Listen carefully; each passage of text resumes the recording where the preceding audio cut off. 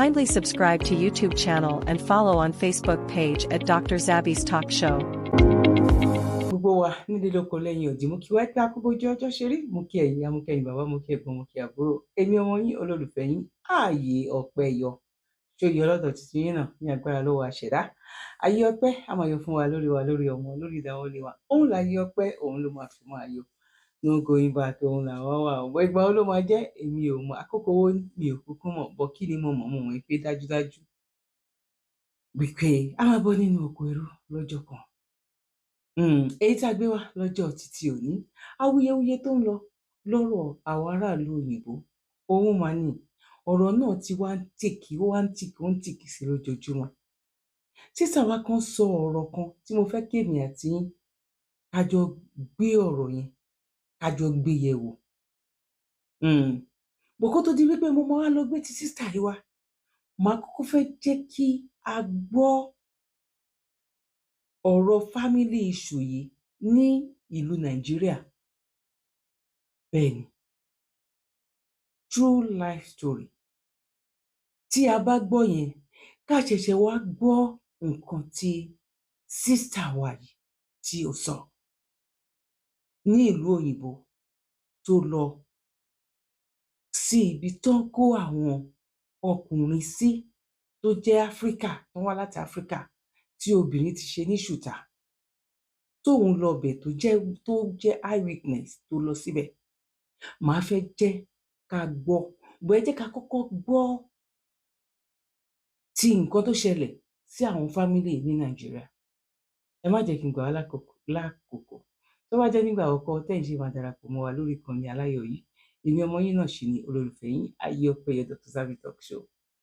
Bẹ́ẹ̀ náà la wà lórí ìkànnì Àjùlọ TV èwo là ń gbéyẹ̀wò ń bẹ̀ ìtúsílẹ̀ ọkàn ìtúsílẹ̀ ọpọlọ òun là ń gbéyẹ̀wò ní Àjùlọ TV. Ẹ̀yin tí ẹ bá ti darapọ̀ mọ́ wa lórí Àjùlọ TV ẹ tara ṣàṣà kí ló darapọ̀ mọ́ wa ń bẹ̀. Àwọn ètò tá à ń jù síbẹ̀ lọ́lọ́kan ìjọ̀kan ó yàtọ̀ sí èyí tá à ń jù síbí wa tẹ́lẹ̀tẹ́lẹ̀ là ń da gbogbo ẹ̀ papọ̀ bọ̀ nísìn a separate torí pé àwọn kan ń rò wípé bóyá bákan ẹni tó bá wá nífẹ̀ẹ́ sí wípé ìtúsílẹ̀ ọkàn àti ìtúsílẹ̀ ọpọlọ níbi tán ti ń ṣe debate live debate lóríṣiríṣi ni o ní oríṣiríṣi àti kìrìsìtẹ́nì àti mùsùlùmí àtẹni tó lẹ́sìn àtẹni tí ò lẹ́sìn àtẹni tó fẹ́ lẹ́n àtẹni tí ò fẹ́ lẹ́n tí wọ́n dẹ̀ mú proof jáde tí wọ́n náà máa lọ ṣí proof tán sọ yẹn tó máa lọ ṣí jáde òun ni bọ̀ tẹ́ wá fẹ́ rí yẹn ẹ lọ sí orí Àjùlọ TV.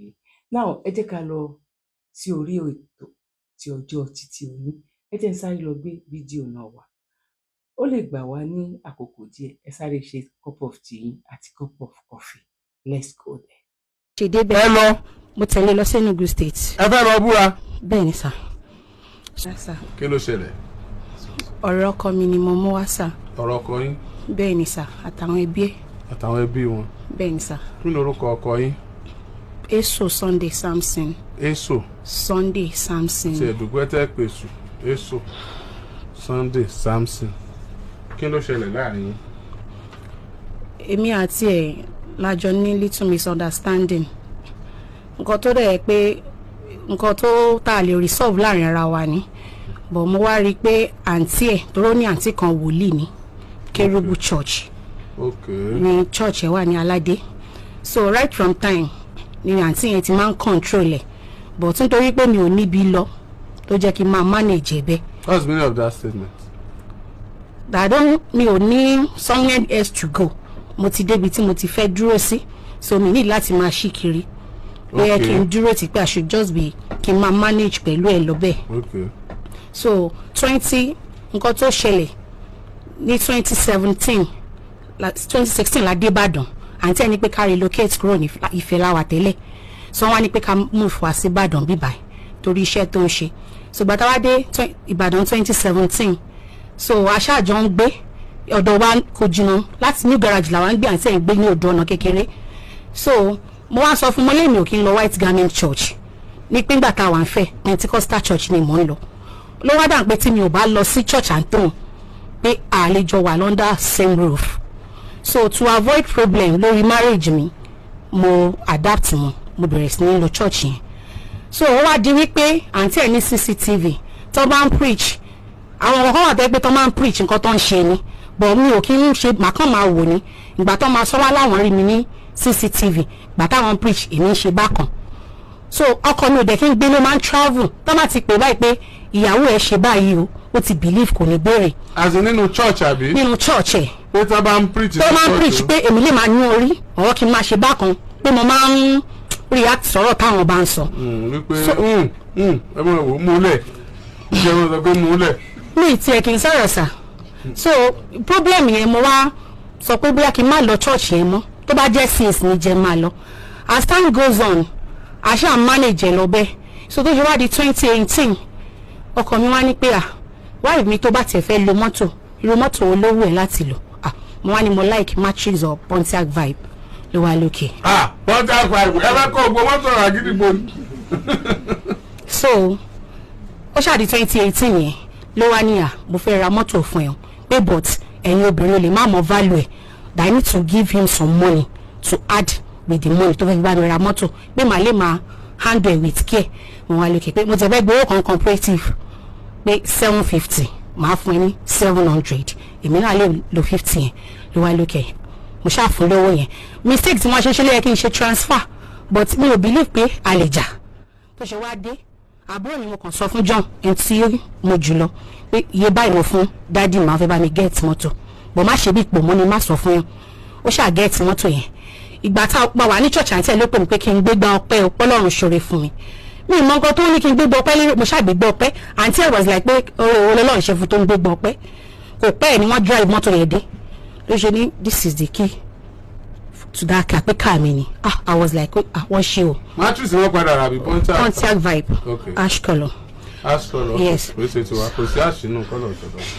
so ó wá ní kí n lọ fún àǹtí òní kì kó pèsè gbàtí màá fún wọn kì tí mo kúnlẹ̀ pé mọ́mì ọkọ mi ra nǹkan báyìí fún mi o wọ́n fún reluctant bó tiẹ̀ ṣe olúwo ṣe o kò ní mú ẹ̀jẹ̀ ó dísàndà wọ́n ṣáà mo rí i pé wọn ò wà happy wọ́n sọ mọ́ra mi pé mọ̀ bóyá owó ẹnìkan ni àbú mo ṣáà close matter yẹn the following week torí wọ́n rí àwọn ọmọ member church wọn mọ bó ṣe máa ń ṣe sí mi that the woman kò like me so ibi tí wọ́n ti ń sọ̀rọ̀ ni pé Sunday ò sọ fún mi pé òun fẹ́ ra mọ́tò fọmọ yẹn ni tó bá yẹ kó sọ ni àwọn ò ní jẹ́ kó rà pé ọmọ alápàkẹ́ yẹn èyí alóore mi ò mọ̀ ṣe èyí ọ̀ṣà mi ò mọ̀ ṣe bẹ́ńkì ọmọ àlẹ́mí èmi akàn jókòó àbúrò wọn dẹ̀ ti má rèrè ọmọ fẹ̀ ló fẹ́ ọmọ méjì ló bí gẹ̀ẹ́ sí lọ wọ́n divorce ara wọn náà ni so ó wá ń sọ pé n tó yẹ. ọmọ ìlú wo ni.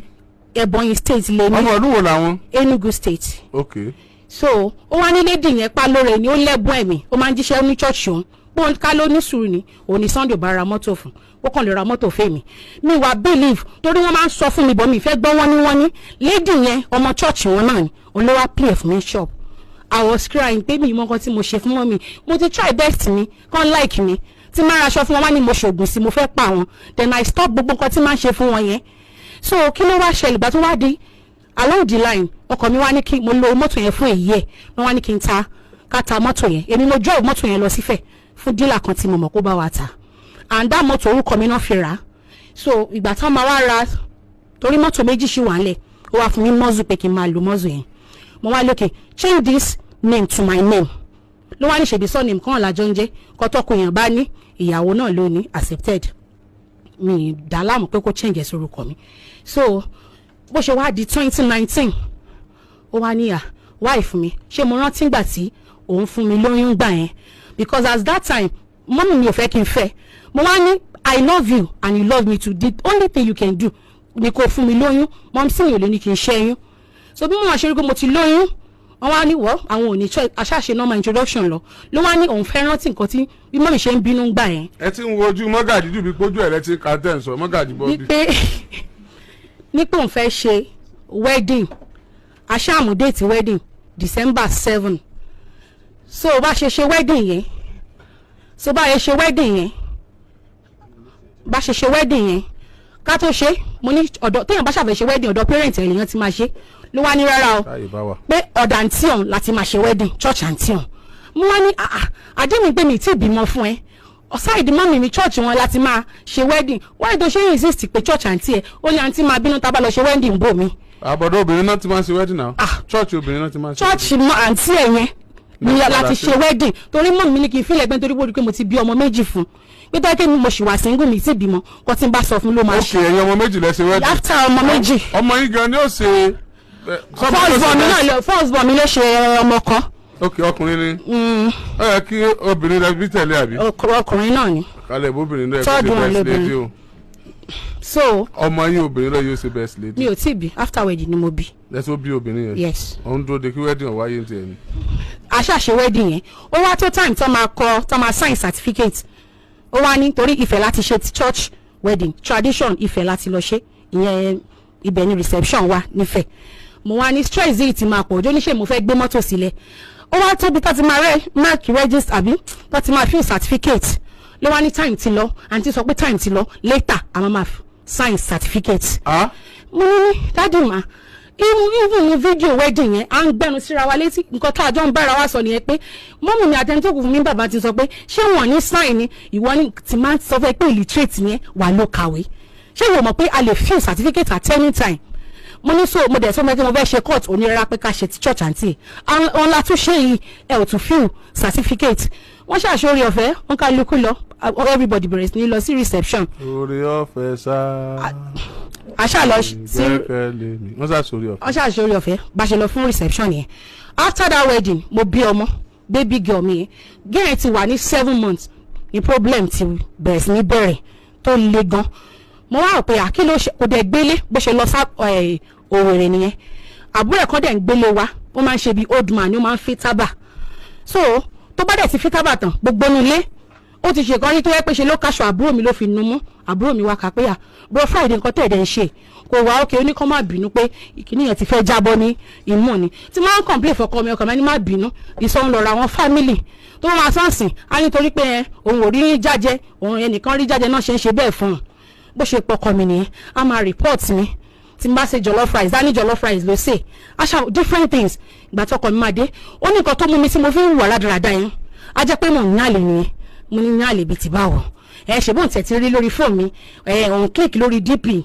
ẹnìkan ní WhatsApp ọkùnrin ló ń rí bẹ́ẹ̀ mo nígbà tẹ wá rí ṣé ìwọlé lè o máa ń ṣe fóònù mi anyhow do you see anything pé èmi àti ẹni àjọ ń fẹ́ra wa and of which mo ti bẹ̀ pé kò má bínú I block the person kò sí nǹkan kan tó yẹ pé ẹlẹ́ẹ̀kàwé ẹ ti kà á kò sí nǹkan tó jọ pé èmi àti ẹnìyẹn ń fẹ́ra wa ó wá ní òkè kóun tó lè gbà mí gbọ́ màá ṣe nǹkan fún un mo lẹ́ni tí tó bá fẹ́ màá ṣe fún ẹ ó wá lókè màá tẹ̀lé lọ sí Enugu State bí màá lọ búra fún un mo ní no problem mi ò sọ fún mọ́mì mi because I know my mom tí n bá sọ fún wọn wọn ní jẹ́ kí n lọ mo wá tẹ̀lé wọn lọ sí Enugu State bá ṣe débẹ̀ ẹ lọ mo tẹ̀lé lọ sí Enugu State. ẹ fẹ́ lọ búra. bẹ́ẹ̀ ni sà so. nígbà tí ẹ dẹ́nugun ń kọ́. bá ṣe dé village wọn ní compound wọn ní. ẹ dẹ́nugun. Ezioha village compound. okay. àwa lọ backyard dìbí family house wọn tí wọ́n sin. bá ṣe débẹ̀ ẹ lọ. mo tẹ̀lé lọ sí Enugu State. ẹ fẹ́ lọ búra. bẹ́ẹ̀ ni sà so. nígbà tí ẹ dẹ́nugun ń kọ́. bá ṣe dé village wọn ní compound wọn ní. ẹ dẹ́nugun. Ezioha village compound.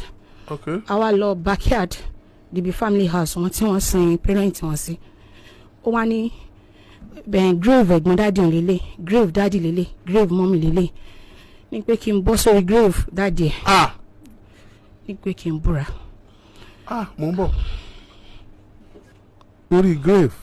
bẹ́ẹ̀ ni sà tí bàbá ẹ̀ ni mo kọ́kọ́ gùn tó ní kí n bọ́ bàtà mo wá ń búra fún un ló wá ní kí n bọ́lẹ̀ kí n gùn tí mọ́mì náà. ẹ ṣe bẹ́ẹ̀. bẹ́ẹ̀ ni sà mo ṣáà to protect my marriage ló yẹ kí n máa ṣe. kábíyèsí Ọlọ́run. mo wá búra ní ti mọ́mì ẹ̀ náà mo wá ní tìkẹta ṣé ó nídìí ní onírárá pé ẹ̀gbọ́n dáàdì òní ibẹ̀ ló ti wá hug mi pé òun wá very sorry pé ó ṣẹ̀ṣẹ̀ trust mi ni. pé ẹ láti Ìbàdàn lọ sí Enugu. bẹ́ẹ̀ ni sà. láti lọ búra lórí sàárè bàbá àti ìyá rẹ̀ oh my god. so aṣáàdì ní pé kán wá rí mi a ní family meeting mo lọ bá àwọn ọmọ bẹ́ẹ̀ mọ́mì kí ni mo ṣe wọ́n ní kì í ṣe nǹkan táwọn nìkan lè dá yanjú mo wá pé mọ́mì mi fẹ́ mọ́mì mi ní kí ni mo ṣe mo ní mi ò mọ̀ pé bóyá tẹ bá tiẹ̀ wá. Kindly subscribe to YouTube channel and follow on Facebook page at Dr. Zabby's Talk Show. Gbà settle so mọ́mì wá pẹ̀lú àwọn tán kù fún mi ní dad méjì ìgbà tí màá wọnú compound wọn nù church toró kọ́lé sẹ́yìn church èrò kún gbogbo àyíká sitting room àyà mi já pé kí ló ṣẹlẹ̀ so bá ṣe wá wọlé wọ́n wá bẹ̀rẹ̀ ọ̀rọ̀ ẹni tó jó lórí ẹbí wọn torí má nǹkan wà ń bẹ̀ bọ̀bọ̀ tí mo ló máa ń fi tábà yẹn mo ti ẹ̀kọ́ tẹ̀ short ni along the process má yẹn tún arrest mi ìyẹn àbúrò tó ń fi tábà ń gbà tọkọ mi ò sí nílé ó gbé mi lọ sí oríta station wọ́n ní kí ni mo ṣe fún ó ní mo máa ń rí òun fin òun dẹ́fẹ̀ẹ́ teach me lesson wọ́n wá ní pé ṣọ́ọ̀kù ẹ̀ wà wí ẹ̀ ó ní bọ̀dá òun wà wí ẹ̀ so máa yíbò kan ló wà ní ọ́fíìsì lọ́jọ́ yẹn wọ́n wá pe ọkọ mi pé ṣé o wà wí ẹ̀ pé wọ́n fi ọlọ́pàá gbéyàwó ẹ̀ ó ní ẹ̀wọ̀ òun ò ti fẹ́ dá sí kan yanjú ẹ̀ ibẹ̀ làwọn ọlọ́pàá yẹn sọ pé mi ò ní ọkọ gidi pé báwo lọkọ ṣe máa ní káàbùrò wa fọlọ́pàá gbé mi so gbà tí wọ́n bẹ̀rẹ̀ family meeting yẹn ibẹ̀ ni mo ti wá raise gbogbo nǹkan tó ń ṣẹlẹ̀ mọ́mọ́ wa ń ké pé olóńbúra ń sáré ó dẹ̀ sọ fún mi pé ṣé mi mọ nǹkan tó ń pè ní tradition ni mo ní má tó bá yẹ pé mo ṣe lóòótọ́ lóye oògùn wọn máa mú mi bọ́ tí mi ò bá ṣe kò sí nǹkan tó máa ṣe mí wọ́n ní pé upon that náà kò yẹ kí n lọ pé tá kí mo sọ fáwọn ni so ẹni tó wá kù fún wọn bàbá tó jẹ́ bàbá bọ̀bọ̀ tó mú arrest mi ló wá ní kí n má bínú wọ́n ṣàbẹ̀ ọkọ wọn bẹ èmi náà wọ́n bẹ àǹtí ẹ̀ ní pé tó bá ní nǹkan tí mo fi ṣẹ̀wọ̀n kí àǹtí yẹn má bínú. ìyẹn lọ́jọ́ pàdé tí wọ́n pè wọ́n tó pọ̀ ní ọ lórí yẹn. bẹ́ẹ̀ ni mo ṣàkúnlẹ̀ mò ń bẹ̀ wọ́n ibẹ̀ ló ti ń blast mọ́ mi like mother like daughter ṣèbẹ́ ilẹ̀ kọ́ láṣẹ wọ́n ṣàǹbù mọ́mì mi from there ni woman yẹn aṣọ àdúrà lọ́wọ́ ẹ̀gbẹ́ ó dìde ó fẹ́ fọ́ mọ́mì mi létí so immediate brother mi ló wá mọ́rọ̀ wọn pé kí ló dé báwo lẹ ṣe máa fọ́ mọ́mì òun létí pé wọ́n bá yín yanjú ọ̀rọ̀ yín gẹ́tẹ́ jẹ́ ìyàdùn àpò yẹ kẹ́ máa ṣe báyìí wọ́n ṣáà da ọ̀rọ̀ yẹn rú mo wá ní òkè lórí ọ̀rọ̀ yìí mo ti lọ búra kí lẹ fẹ́ nǹkan tó ti ẹnu ìyá àdúrà jáde ni pé ó ní ìyẹn tí Sunday bẹ́ mi ṣe point 1 ni o point 2 tí máa fẹ́ kí gbogbo ẹ̀ settle torí òun ready láti lose àbúrò òun a sì máa padà lọ sí Ezion village ní Enugu pé màá lọ mú omi pé wọ́n ń pomi yẹn ní Abiam river pé bàbá àwọn ló ń bọ omi yẹn pé tí n bá wà mú omi yẹn nílé mi á settle mo wá ní yes máa mú again ibẹ̀ mọ̀ wá ní pé ọmọ àlè mi pé mi gbèrè owó mo fẹ́ mú mo ní má jẹ́ kí n mú lẹ́yìn ọmọ mẹ́ta bo ni mo tún fẹ́ lọ mo ló ti sún èmi gan ká máa jà lẹ́yìn jà lọ́la mọ́ wọn ṣàyẹ̀sí àwọn ọ̀rẹ́ tí wọ́n jọ jẹ́ engineer same engineer pé láti máa pè wọ́n ní ajá tó bá mú mi kankan ó tí kù gan ó ń ṣèrànù mo dẹ̀ mọ̀ pé yes ó ń ṣe because there was a time tí mo lọ Sówèrè tí mo lọ bá ibẹ̀ ni mo ti kápó fún secretary lóyún Chidinma mo wá sọ fún mo ní dájìmá so nǹkan tó ń ṣe ní most states lélẹ́yìí ó ní ọ̀rẹ́ nǹkan ló lo fóònù tó fi send message send ọ̀rọ̀ ìyàwó tó fún lóyún mo lókè tátún ní Bùsáyọ̀ church ẹjọ́ ìwọ ni ọ̀gá akọrin church àǹtí ẹ̀ ó dẹ̀ tún bá ọmọ náà kwaya yẹn ní àjọṣepọ̀ ó wá níbo mo ti rí mo ní ṣègbọ́n lélẹ̀ lórí fóònù ẹ̀ ibẹ̀ ló ti ń bẹ̀rẹ̀ sí ní ná mi lówèrè tó mo ní oṣù fẹ́ ó ní tí màá kàn pa ẹ̀ dànù ṣe mo kó wa asthmatic tẹ́lẹ̀ màá lo slump okù ni mo wà lókè èmi ń padà lọ sí Ìbàdàn lọ́la pé mi ò lè dúró mọ́ bọ́rọ̀ ẹ ṣàṣe lọ bó ṣe di bó ṣe di March nìyẹn aṣáà ń lò bẹ́ẹ̀ òun wálé wá sùn mo ti ń kẹ́rù lé díẹ̀díẹ̀ a kàn wá láàárọ̀ ápìkà ọmọ mi lọ school torí January 2nd ló gba mọ́tò mi àǹtí ẹ̀ ní náírà mọ́tò à ń gba mọ́tò yẹn lọ́wọ́ ẹ̀ kò deserve ẹ̀ ó dẹ̀ lọ́wọ́ mi ó gba kí lọ́wọ́ mi ọkọ àǹtí ẹ̀ Ìjẹ̀bú ni ó ní Sunday fún ọmọdé ní mọ́tò ẹ̀ kó máa lọ ó lóun ò lè fi mọ́tò yẹn lẹ̀ ó gba mọ́tò yẹn since that time ló wá máa ń pìkà ọmọ mi lọ school torí kò gbé lọ́dọ̀ wa mọ́ ó ti wá ń kẹ́rù nílé so bó ṣe wá di February ó kàn wá pìkà àwọn ọmọ yẹn lọ́jọ́ Monday ó wá lọ so I was expecting him kó bá mi kó àwọn ọmọ yẹn wá ní alẹ́ kò kó àwọn ọmọ wá gbà tó máa di Tuesday mo wá lọ school wọn pé kí n lọ check wọn pé kí n wo bí wọ́n ṣe rí ẹni tó ní school wa ni kí n wá pé dáàdì wọn wá Monday wọn ní pé ó ní wọ́n fẹ́ travel wọn school bí báyìí mọ́ inú ti fẹ́ bí mi kí n lọ sí church pé bẹ́ẹ̀ ibẹ̀ ló máa ń wà mo ṣáà ṣe investigation wọn láwọn ọmọ yẹn ò sí ń bẹ̀ fídíò pákó wọn wálé gbogbo anú bí ni a month mi rá àwọn ọmọ mi tí n bá pè á ní mi ò ná set láti rá àwọn ọmọ mi àtìgbà yẹn ló ti gba ọmọ lọ́wọ́ mi ó gba everything ìwé ilẹ̀ tí mo gbé sínú wardrobe tààrà sọlọ́gẹ̀dẹ̀ estate ó lọ gbé fún caretaker wa máa yẹn ti ta gbogbo nǹkan nulẹ̀ ó lè ṣe ẹnìkan ó wá ní káwọn caretaker wá serve mi níwèé wọ́n dẹ̀ wà wọ́n mú wálẹ̀ méjì pé kí n kúrò ń bẹ̀ and I can afford 300,000 mo ní òkè ẹ̀mí kọ́ mo gbalé lọ́wọ́ yín ọkọ mi ló gbalé wọ́n láwọn ti pè pé olóhùn ògbè bẹ́ẹ̀ mọ́ mo ṣáà ń bẹ woman yẹn for the past 3 months pé kó jọ tí n bá rówó lé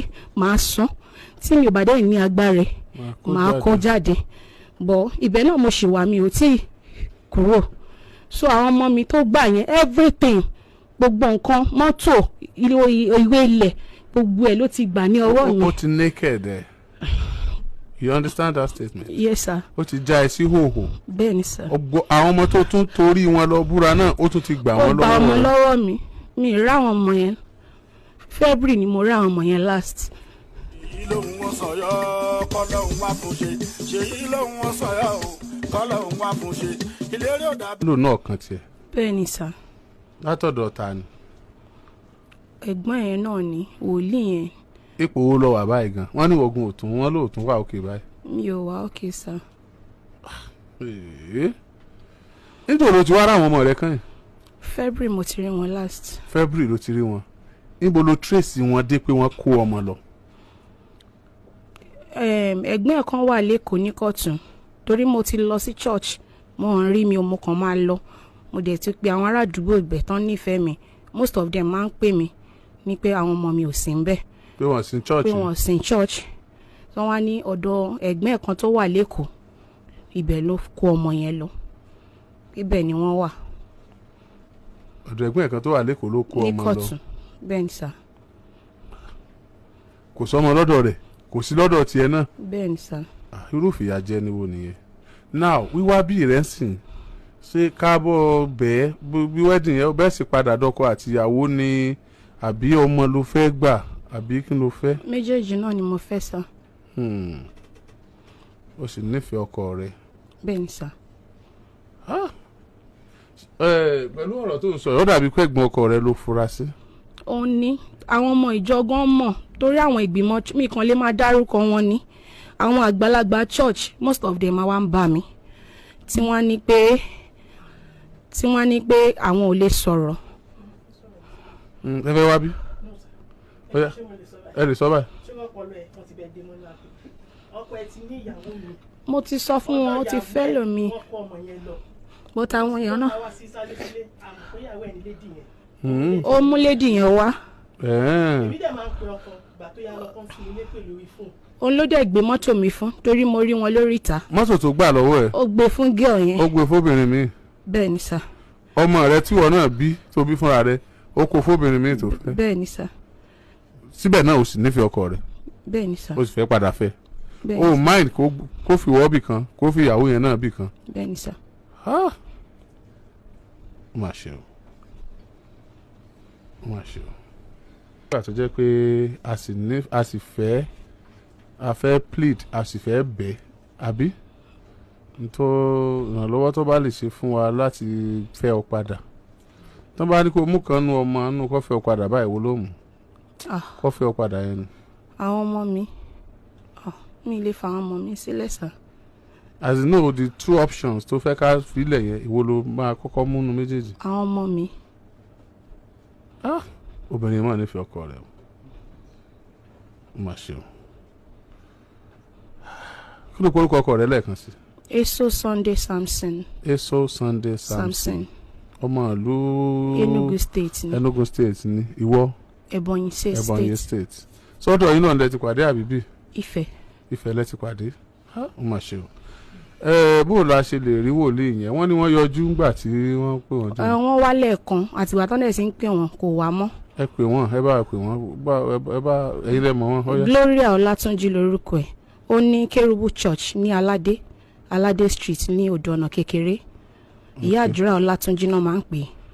ìyá àdúrà Ọlátúnjí ẹ dákun ẹ yọjú sí wa nǹkan tí yín náà ò ní bàjẹ́ o Ọlọ́run yóò túbọ̀ máa lò yín o Ọlọ́run ò ní kúrò nú ayé yín o ìyá àdúrà Ọlátúnjí àbí. bẹ́ẹ̀ni sà. ẹ dákun ẹ yọjú sí wa torí tọlọ́run ẹ dákun a ti pè yín ẹ ti wá rí ṣùgbọ́n gbogbo ìgbìyànjú wa láti pè yín padà ká jọ tún sọ̀rọ̀ ẹ yọjú ìyá àdúrà Ọlátúnjí ní Odò Ọ̀nà Kékeré ní Odò Ọ̀nà Kékeré wọ́n lẹ ní chọ́ọ̀chì Kérúbù ní Aládé ẹ dákun ìyá àdúrà Ọlátúnjí wọ́n ti mọra wọn báwọn bá a ṣe sọ wọ́n ti mọ̀ pa wọn ni. bẹ́ẹ̀ni sà. ẹ yọjú sí wa ẹ̀yin tẹ́ bá sì jáwọn ìtẹ́ dé èèyàn wọn náà tẹ́ bá ń gbọ́ alálẹ̀ ẹ bá a sọ fún ìyá àdúrà Ọlátúnjí pé kí wọ́n yọjú sí wa o obìnrin ni wọ́n obìnrin ni ọmọ yìí náà ibi wọ́n bá kù sí kí wọ́n sọ tí wọ́n bá fẹ́ fún un kóun náà tiẹ̀ lè ráyé lò torí kò ní life báyìí láì rọ́mọ rẹ̀ láì rọ́kọ rẹ̀ tí ó bá tiẹ̀ wàá rọ́kọ yóò sára àwọn ọmọ rẹ̀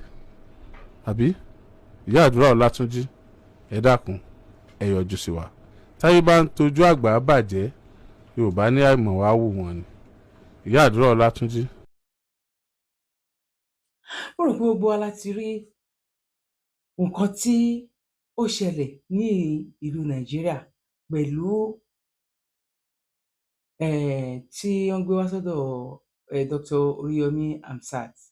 Now ẹ jẹ́ ká wá lọ gbọ́ nǹkan tí ó ṣẹlẹ̀ ní ìlú òyìnbó torí wípé kí ni nǹkan tèmi kàn fẹ́ sọ ń bẹ̀ ni wípé ẹ jẹ́ ká kọ́kọ́ lọ gbọ́ nǹkan tó ṣẹlẹ̀ nílùú òyìnbó náà kémi wá sọ nǹkan tí mo fẹ́ sọ. Let's go there. If you're a married man living in the UK and you come across this post, please endeavor to listen to it to the end. I know it's nonsense though, but just be patient and listen to it to the end. Now, when last have you ever visited the correctional center in your county or community? Did you even know the way there?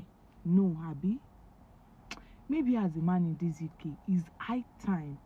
Just Google it, play with it, small.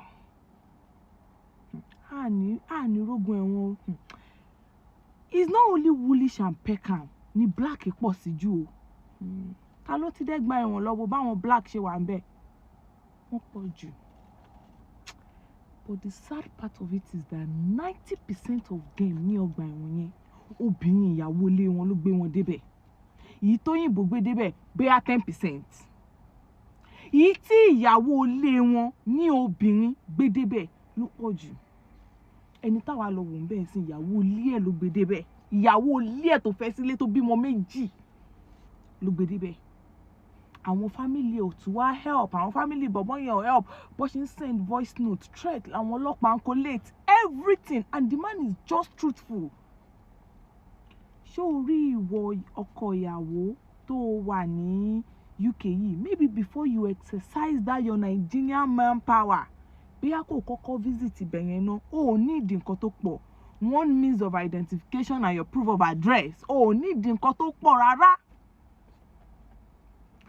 Tó o bá ti rọra fọwọ́ kan etí aṣọ ìyàwó ẹ, tó bá ní yá àfilẹ̀ kó mo ti ń pariwo kó má tiẹ̀ ní I did not do. Ìjọ tó bí Ọlọ́run, and please maybe as ọkùnrin, I know there is no right or wrong advice o, but maybe as ọkùnrin èmi ò ní kẹ́ lọ ní girlfriend níta because èmi inú yín tó ti bá ìyàwó ẹ̀ sùn ní inú UK yìí tí ìyàwó ẹ̀ ti gbà kó fọwọ́ kàn á ti lé ní ọdún kan àbí kó fẹ́ máa lọ sọ́dún kan. Èmi ò ní kẹ́ sọ pé òótọ́ ni inú yín wọ́n ní èèyàn méjì òun pàdánù rọ. And let me tell you, before I continue this video, if I see any feminist comment nonsense on me, ní kẹ́ má ṣe feminist yín o, ẹ kàn rìn sókè rèjìràjà díẹ̀. Is it because these men are not coming out to talk? Is it because they are not coming out to say what they are going through? Mo rí èèyàn kan bẹ̀ yẹn, mo ń béèrè bó ṣe ń wò wá, mo ń béèrè lọ́wọ́ ẹni tá lọ wò pé báwo kí ni story ẹ̀. Wọ́n ní kó ń ṣiṣẹ́ lórí omi á lọ 2 weeks, á padà dé 2 weeks. Ó lọ sórí omi 2 weeks lọ́jọ́ yẹn lọ́lọ́nà ò dá kó padà.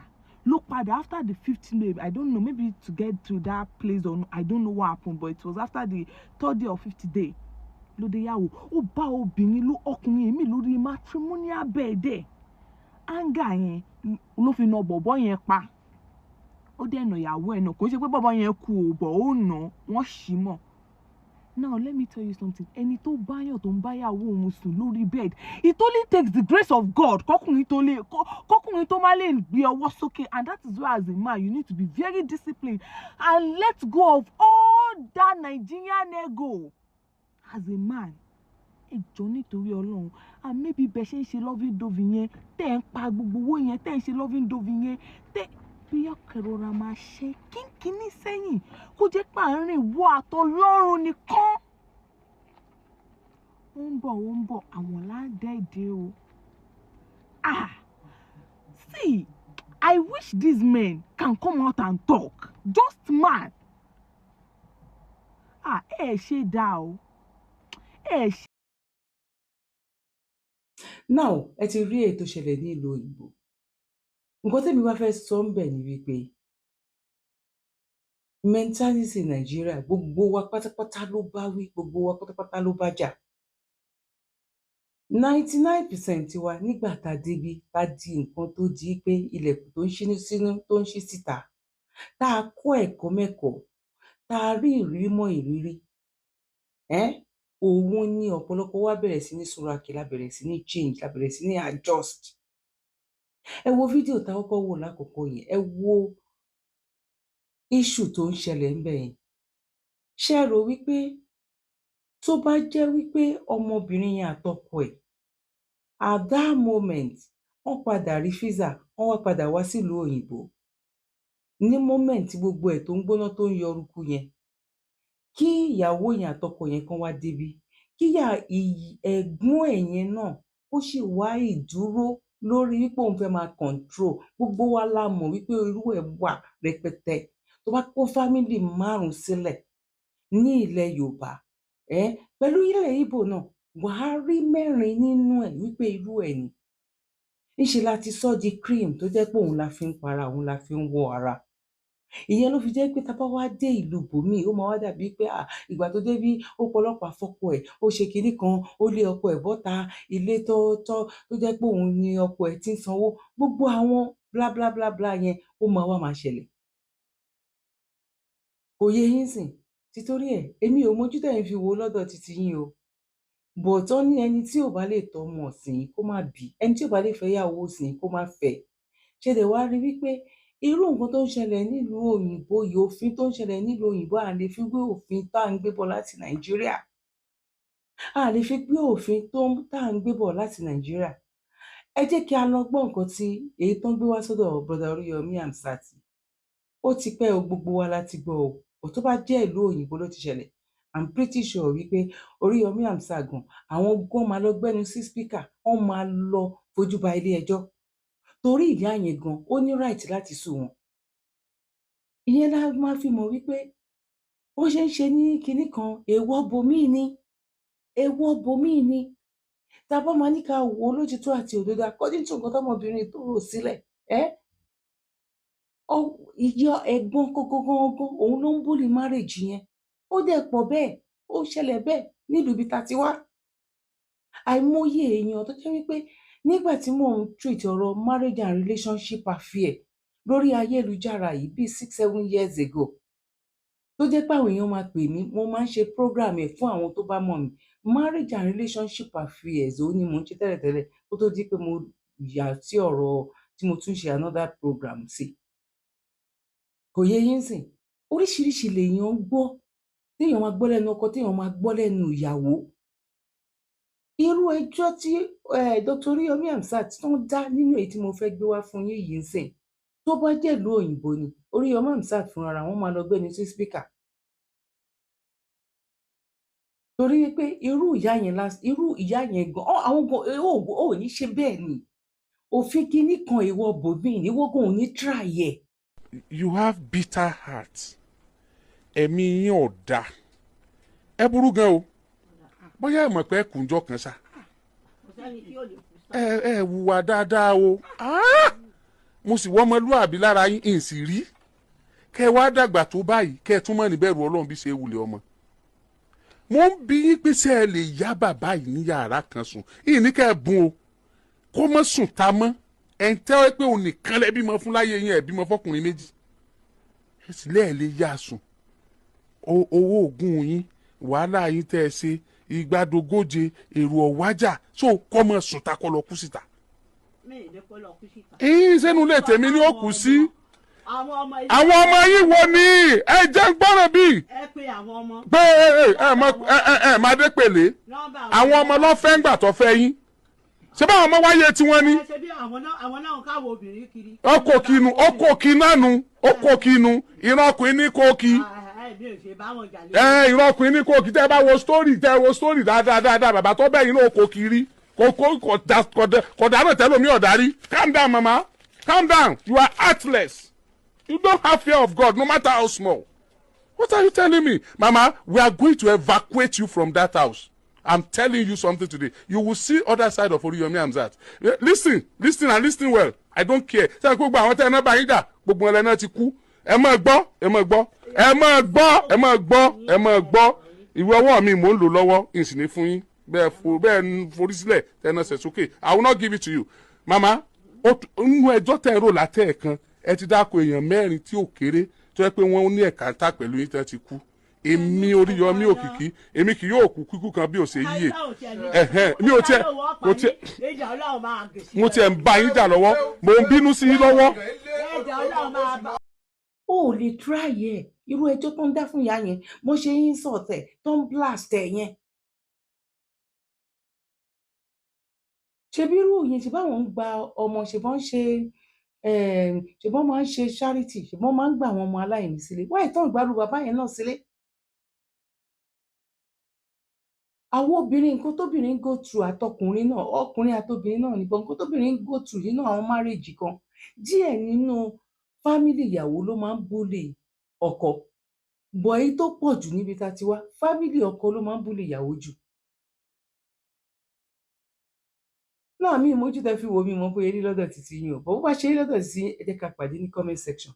mo kí gbogbo ẹ̀yin tẹ́ ti bá wa tẹ like mo dẹ̀ kí ẹ̀yin tẹ́ ti bá wa share mo kí ẹ̀yin tí wá jẹ́ nígbà àkọ́kọ́ ti ṣe darapọ̀ mọ́ wa lórí ìkànnì ẹ má gbàgbé láti bá wa subscribe tó bá jẹ́ nígbà àkọ́kọ́ yín ni ẹ dẹ̀ má gbàgbé láti bá wa like ẹ má gbàgbé láti bá wa fi comment sílẹ̀ bí òjú wípé ẹ kó ètò ń bẹ àwa náà kì í gba kówó jẹ́ ọjọ́ ṣe rí ẹ ṣe gan ni gbogbo ẹ̀yin olólùfẹ́ wa mo mọ̀ pé lágbára lọ́wọ́ Ọlọ́run a ṣe ní ìwúre ni wípé a máa bọ́ nínú oko ẹrú bọ̀ ìgbà wo ni mi ò máa kókó owó ní mi mọ̀ bọ́ mọ̀ pé lágbára lọ́wọ́ àṣẹ̀dá a máa bọ́ nínú oko ẹrú oríṣọmọ olókùn bẹ́ẹ̀ ni àní sí pẹ̀lú òkú ẹ̀ mo kí wa lẹ́ẹ̀kan sí wípé ire o òun lójú owó ń rí God bless you one love bye for now. Kindly subscribe to YouTube channel and follow on Facebook page at Dr. Zabby's Talk Show.